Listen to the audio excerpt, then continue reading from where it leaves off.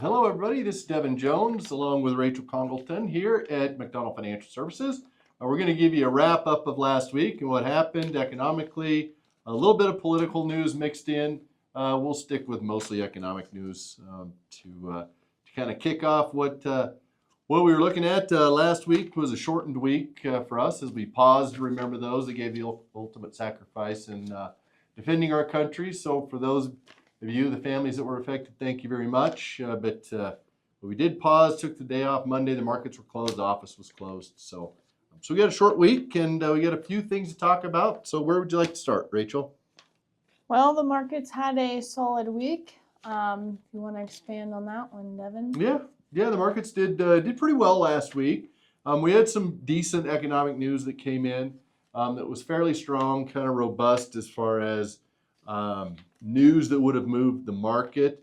We did get some inflationary news that showed, for the most part, things are fairly stable there, but relatively sticky as well. So we continue to kind of talk in our videos that we've got an uphill road to hoe for the Fed folks that think they're going to lower rates anytime soon. I think that can be predominantly taken off the table at this point. So I think we're in a fairly stable rate environment, pretty stable inflationary environment. Although it's not trending in the right direction, it's also not skyrocketing so much. So anyway, all of that being said, the market was fairly happy with what we saw last week. I guess it was Sunday night into Monday. Peace talks continued between the U.S. and Iran. It's been the strangest ceasefire I've ever seen in my life. There continues to be drone strikes back and forth, kind of finger wagging, I guess, a little bit back and forth, but it continues. I guess the conflict continues.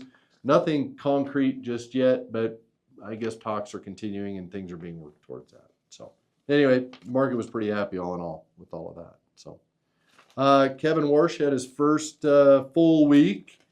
What do you think about what he's done so far, 1 week in? Yeah, well, he started on the 22nd, and there's 3 priorities that he's really trying to stick to. Reinforcing the Fed's core mandate, so wanting to stick with that price stability and maximizing employment.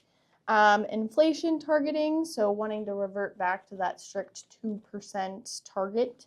And 3, he's wanting to stop signaling future moves. So he wants it to be a little bit more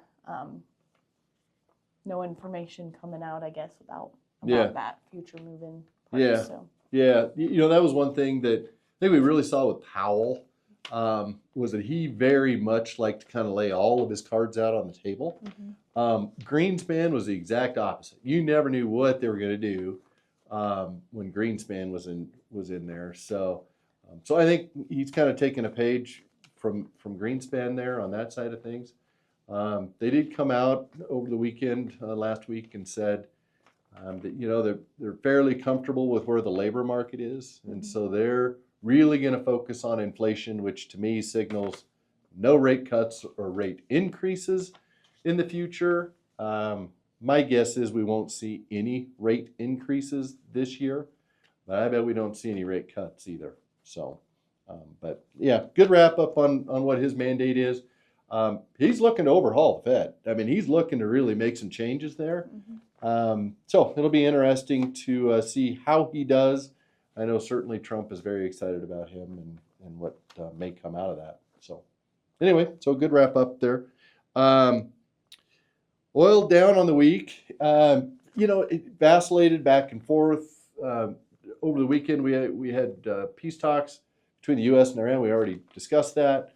But we did see oil at one point last week was down 10% on the day. And then we see drone strikes going back and forth, and it spikes up 7%. So it's all over the board, but for the most part, trending down. Anything to add on oil? Not really, just that, we're starting to see that stair stepping down like you were just saying. So Yeah. I guess to wrap up, we've got some sad news. A poor Avalanche lost. They got swept by the Vegas Knights. So the Avalanche are unfortunately done, not going to Stanley Cup Finals. So we're a little sad around here. We're bleeding burgundy right now. So anyway, I'm sad. Maybe you're not so sad. You don't act too sad. You act like you I care don't less. keep track too much, so. No, enough said on that, I guess. Anyway, hopefully next year's a better year for them. Anyway, thanks for watching. Hope everybody has a nice week coming up, and we'll talk to you next time.